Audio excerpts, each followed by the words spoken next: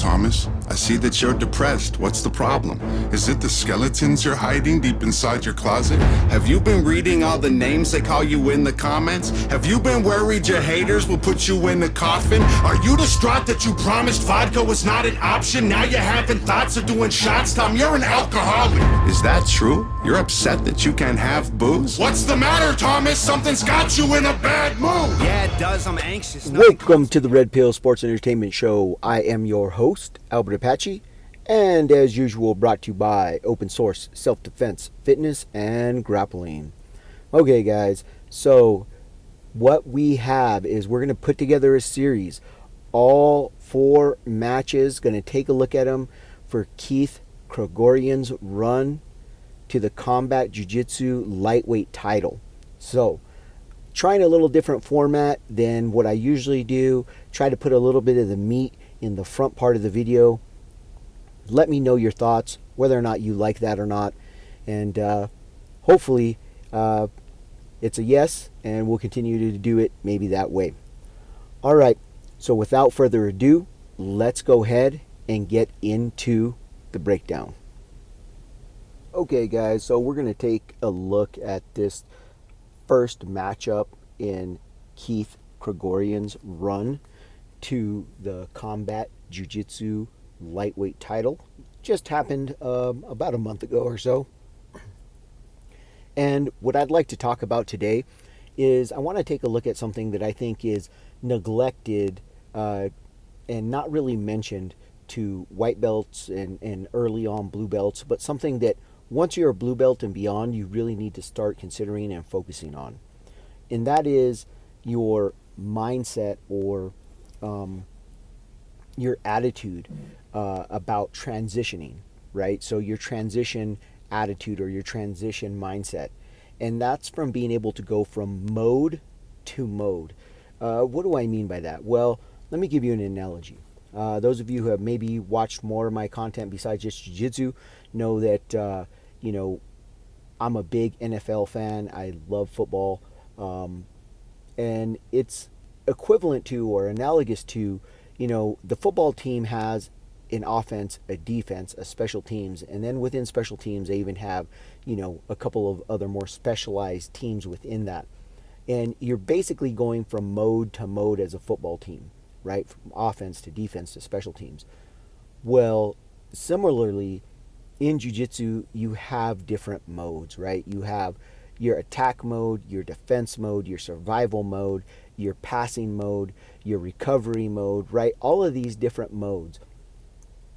And what I've come to realize is that what really starts to separate upper belts, and particularly what separates the elite black belt from the Joe black belt, is this particular mindset, this ability, this mode of thinking that allows you to transition from one type of jiu-jitsu as far as your defensive or offensive mindset to transition into the opposite mindset within the match. So let's take a look here. I think that was the biggest thing I took away from this particular match is this ending of the match.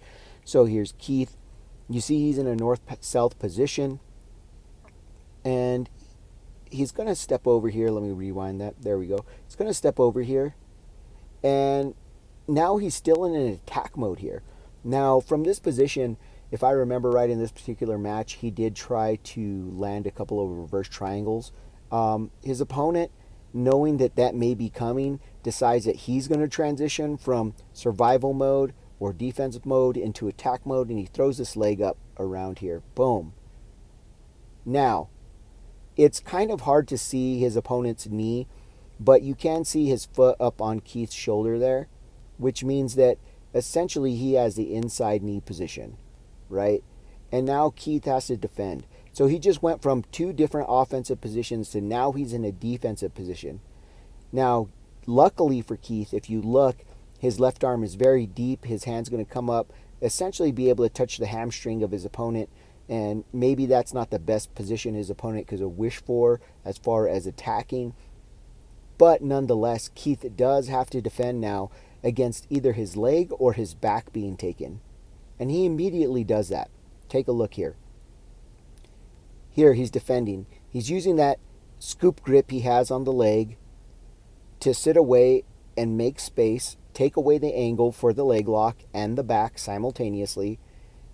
And once he's clear, once his back is clear and his leg is out of danger, see, he's pulled his knee out from a bad position. His knee is in a little bit of a compromised position here, but as soon as he spins it out here, he knows his knee is safe. So immediately Keith transitions from offensive to this defensive position, defensive mindset, back to an offensive mindset. Boom! He extends the leg. Let's watch that one more time. So he comes back, pulls up on the leg, gets his opponent's knee out from the crotch area, thereby making it accessible for an attack. Secures the leg, and then watch as he brings his right leg around, as he falls to his hip. There it is. Boom. Now he's in a complete attack mode. Now, I did want to mention one other thing about mindset here before I allow this to play out. That being said, is I want everybody to take a note of Keith's legs. It's not the traditional or technical positioning of the legs that we're generally taught when we go over leg locks. That being said, again, this comes down to a mindset thing and understanding that conceptually, philosophically, his legs are in the correct position, right? They are in a good position. They're still dominating the knee line. They're still pinching down. They're still able to trap that leg. His knees are below or closer to the hips of his opponent's knees, which allows him to continue his attack. And we'll just watch this flow. Flows here. Can't get the knee bar. Comes around. As soon as the opponent, not here, there, this is where his opponent put himself in the bad position and he was not going to escape. Turning the knee away that way, putting himself in that position, and there is the finish. Beautiful heel hook finish by Keith. Amazing job. It was an outstanding match, an outstanding run for Keith. But that's what I wanted to touch on today. Like I said, I feel like we cover, and there are tons and tons of videos out there on technical, technique, but very seldom do we talk about the mindset and the conceptual and philosophical ideas of jiu-jitsu. So that's what we touched on in this series. I'll put the quarterfinal series up pretty soon. We'll be doing that one. We'll go through all 4 matches and see what we can kind of learn from Keith's run in that combat jiu-jitsu to that combat jiu-jitsu championship. Okay, guys, thank you very much for watching. Thank you for listening. Remember, please like, subscribe, comment down below whether you agree or you disagree, or if you see some things or you saw some things during the match that I missed that can contribute to the community. Remember, guys, the goal is to get to that 1,000 subscribers, so it'd really help a brother out if you guys share the content and do all those other things that, help with the algorithm. The goal is to get to that 1,000 by July the 4th of July weekend. Hopefully, or I don't even know what's on a weekend, but 4th of July, that's going to be the goal. And hopefully we will be on the road at that time, meaning that for those of you who've watched some of my other content, you know that my idea is to get on the road with an RV and visit different jiu-jitsu academies. It'd really be nice to be able to go live with the cell phone, with the mobile devices, and say, hey, I'm here in this particular area, and just hopefully build a jiu-jitsu community, a Joe jiu-jitsu community, right? Because the reality is that most of us are Joes. Most of us are not going to be world champions. We're not going to ADCC, right? That's just not the reality. But I love the community, and I'd love to build an even more interconnected community. So let's try and get to that 1,000 subscribers, guys. I'd really appreciate it. Until next time, remember, be practical, be purposeful, get fit with a purpose, guys.